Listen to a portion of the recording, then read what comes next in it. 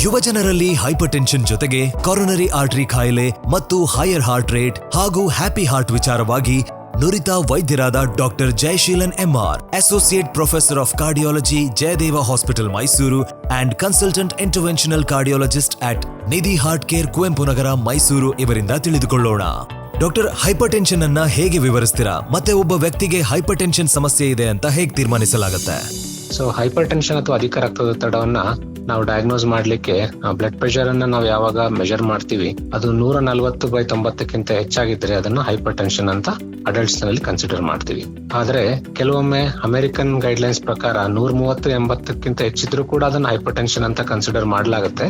ಆದ್ರೆ ಟ್ರೀಟ್ಮೆಂಟ್ ಪರ್ಪಸ್ಗೆ ಅಂದ್ರೆ ಔಷಧಿ ನೀಡುವಂತದ್ದು 140/90ಗಿಂತ ಹೆಚ್ಚಾದಾಗ ಮಾತ್ರ. ಹಾಗಾಗಿ BP 140/90ಗಿಂತ ಹೆಚ್ಚಾದರೆ ಅದನ್ನು ನಾವು ಅಧಿಕ ರಕ್ತದೊತ್ತಡ ಅಂತ ಕನ್ಸಿಡರ್ ಮಾಡ್ತೀವಿ. ಡಾಕ್ಟರ್, ಹೈ ಬ್ಲಡ್ ಪ್ರೆಷರ್ ಅನ್ನ ಕಂಪ್ಲೀಟ್ಲಿ ಕ್ಯೂರ್ ಮಾಡಬಹುದಾ? ಅಧಿಕ ರಕ್ತದೊತ್ತಡವನ್ನ ನಾವು ಸಂಪೂರ್ಣವಾಗಿ ಕ್ಯೂರ್ ಮಾಡ್ಲಿಕ್ಕೆ ಸಾಧ್ಯ ಇರುವಂತದ್ದು ಕೆಲವು ಕಂಡೀಷನ್ ಅಲ್ಲಿ. ಅದನ್ನ ಸೆಕೆಂಡರಿ ಹೈಪರ್ ಟೆನ್ಷನ್ ಅಂತ ಕರಿತೀವಿ. ಎಸೆನ್ಷಿಯಲ್ ಅಥವಾ ಪ್ರೈಮರಿ ಹೈಪರ್ ಟೆನ್ಷನ್ ಅಂತ ಏನ್ ಕರಿತೀವಿ, ಅಧಿಕ ರಕ್ತದೊತ್ತಡ ಬರುವಂತದ್ದು, ಅದು ಮಲ್ಟಿಫ್ಯಾಕ್ಟೋರಿಯಲ್ ಕಾಸ್ ಇಂದ ಬರುವಂತದ್ದು, ಹಲವಾರು ಕಾರಣಗಳಿಂದ. ಅಂತದನ್ನ ನಾವು ಕಂಪ್ಲೀಟ್ ಆಗಿ ಕ್ಯೂರ್ ಮಾಡ್ಲಿಕ್ಕೆ ಆಗಲ್ಲ. ಅದನ್ನ ಕಂಟ್ರೋಲ್ ಆಗಿ ಇಡ್ಬೋದು, ಹತೋಟಿಯಲ್ಲಿ ತಂದು ಇಡ್ಬೋದು.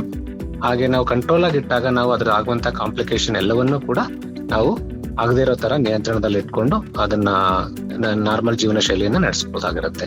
ಹಾಗಾಗಿ ಪ್ರೈಮರಿ ಹೈಪರ್ ಟೆನ್ಷನ್ ಅನ್ನುವಂಥದ್ದು ಕಂಪ್ಲೀಟ್ಲಿ ಕ್ಯೂರ್ ಮಾಡ್ಲಿಕ್ಕೆ ಆಗುದಿಲ್ಲ.